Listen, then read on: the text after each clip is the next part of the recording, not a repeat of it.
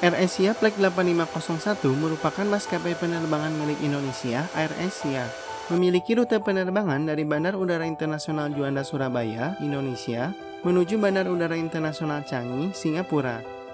Pada 28 Desember 2014, pesawat tersebut mengalami kecelakaan jatuh di Laut Jawa dekat Selat Karimata. 155 penumpang dan 7 orang kru meninggal dunia dalam kecelakaan ini. Tragedi AirAsia ini merupakan tragedi penerbangan terburuk ketiga dalam sejarah penerbangan Indonesia, setelah kecelakaan Garuda Flight 152 dan Lion Air Flight 610. Lantas, bagaimana kronologi lengkap kecelakaan tersebut dan apa yang menjadi penyebabnya? Mari kita simak.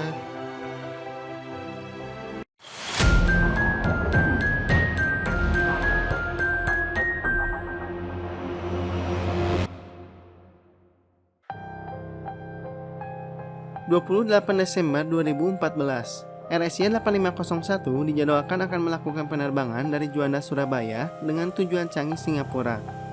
Pesawat dalam penerbangan ini menggunakan jenis Airbus A320-216, memiliki nomor registrasi PKAXC. Pesawat ini melakukan penerbangan pertamanya pada tanggal 25 September 2008. Pesawat Airbus A320 dirancang mampu mengangkut penumpang sebanyak 180 orang. Pesawat ini terakhir melakukan perawatan maintenance pada tanggal 16 November 2014, 42 hari sebelum kecelakaan terjadi. Penerbangan ini dipimpin oleh Kapten bernama Irianto berusia 53 tahun, memiliki total jam terbang 20.500 jam. Kapten Irianto merupakan mantan pilot Angkatan Udara Indonesia dan pernah menjadi pilot di maskapai Merpati Air, Adam Air, Sriwijaya Air, dan kemudian bergabung ke AirAsia.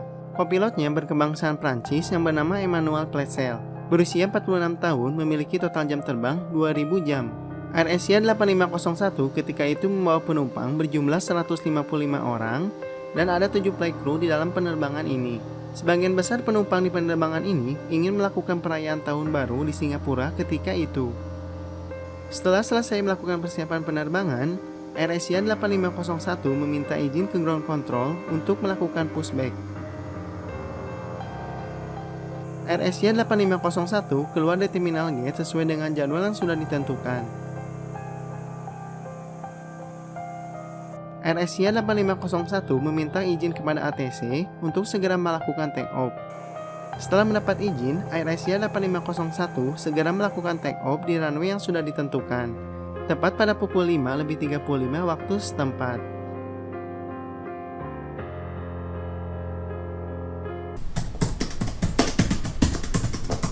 AirAsia 8501 sedang berada di ketinggian 32.000 feet. Karena ada cuaca buruk, pilot meminta izin kepada ATC untuk naik ke ketinggian 38.000 feet.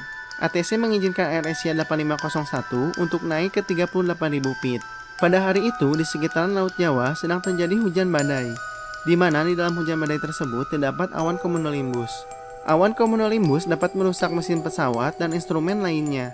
Ketika AirAsia 8501 sudah berada di ketinggian 38.000 feet, tiba-tiba alarm di kokpit berbunyi.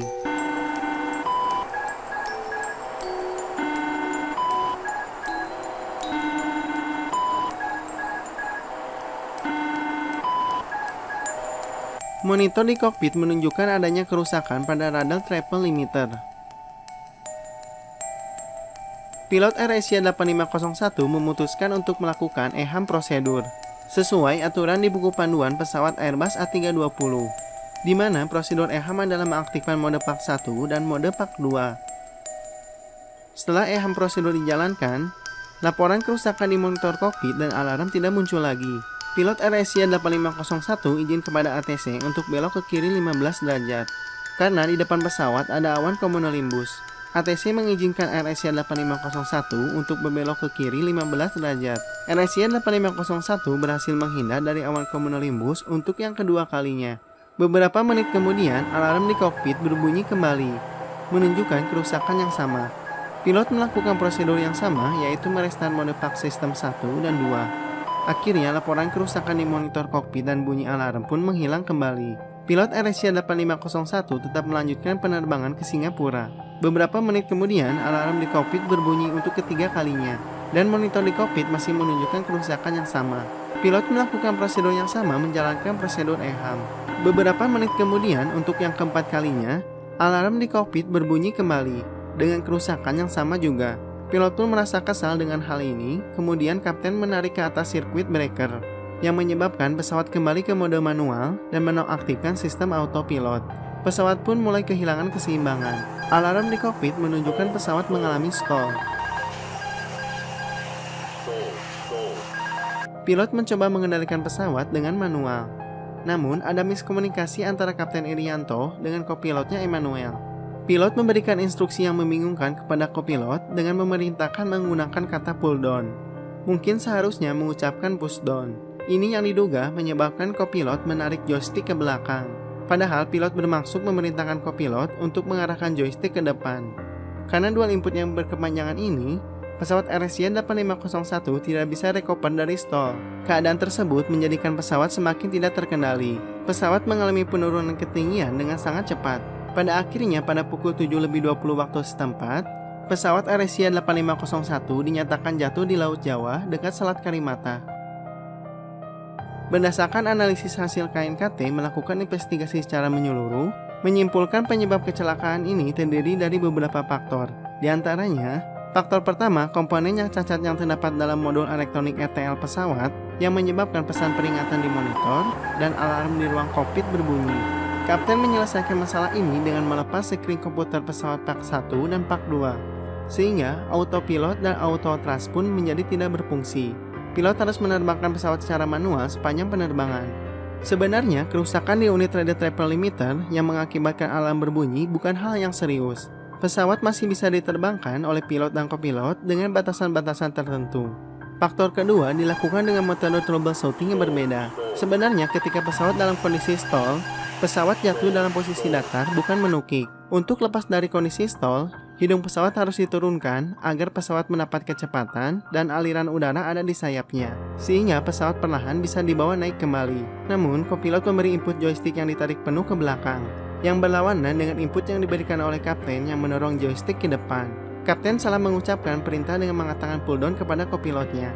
Kapten seharusnya mengatakan push down agar hidung pesawat turun dan kondisi stall bisa teratasi.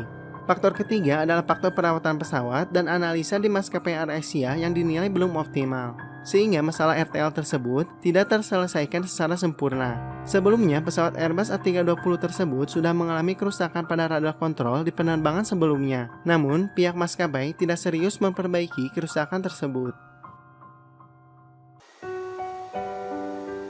Itulah kronologi lengkap kecelakaan AirAsia 8501 menurut channel Atis Data. Jangan lupa klik tombol subscribe untuk mendapatkan informasi terbaru lainnya. Like video ini jika kalian suka, dislike jika tidak suka. Stay healthy, sehat selalu, dan jangan lupa berdoa. Wassalam.